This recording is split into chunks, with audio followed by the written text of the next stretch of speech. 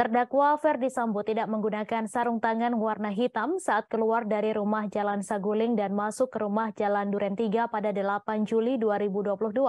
Hal tersebut sesuai dengan rekaman CCTV rumah Jalan Saguling yang diputarkan oleh ahli digital forensik Heri Priyanto dalam sidang lanjutan untuk 5 terdakwa pembunuhan berencana Brigadir Yosua Huta Barat di Pengadilan Negeri Jakarta Selatan pada Selasa 20 Desember.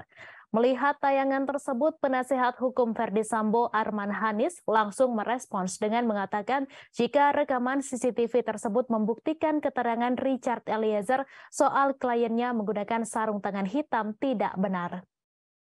Ketua Majelis Hakim Wahyu Iman Santoso dan Jaksa Penuntut Umum memotong kalimat yang disampaikan Arman Hanis.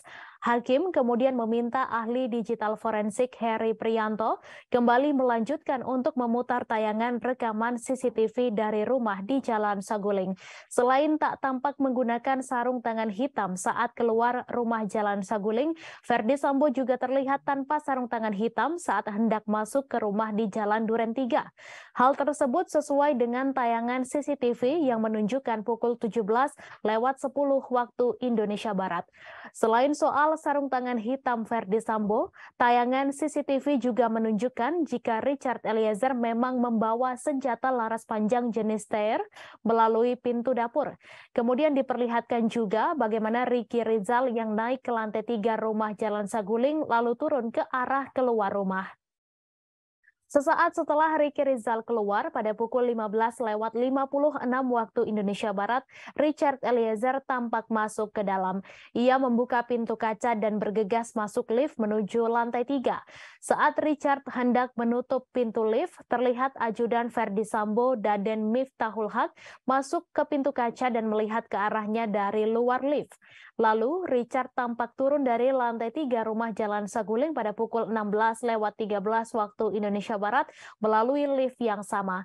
Dalam tayangan rekaman CCTV rumah Jalan Saguling juga terlihat bagaimana Richard membawa tas hitam dengan kotak makanan.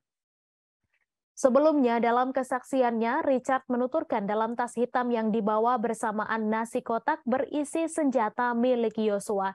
Senjata itu kemudian diserahkan kepada Ferdy Sambo di lantai 3 rumah Jalan Saguling. Sebelumnya, Barada Richard Eliezer juga sempat berdebat dengan kuasa hukum Kuat Ma'ruf dalam persidangan di Pengadilan Negeri Jakarta Selatan pada 30 November lalu. Pemicunya pertanyaan soal sarung tangan yang dipakai Sambo.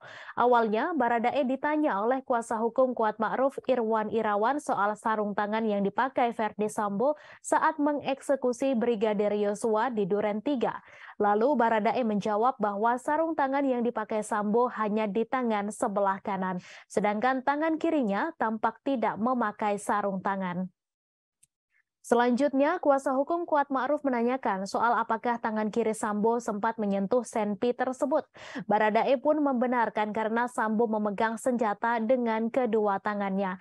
Berikutnya, kuasa hukum Kuat Ma'ruf kembali bertanya soal alasan Sambo tidak memakai sarung tangan di kedua tangannya. Pertanyaan inilah yang membuat Baradae sempat kesal lantaran seharusnya tak ditanyakan kepada dirinya.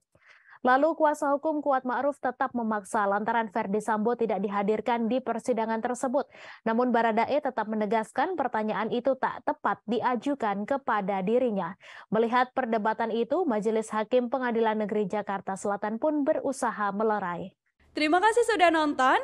Jangan lupa like, subscribe, dan share ya.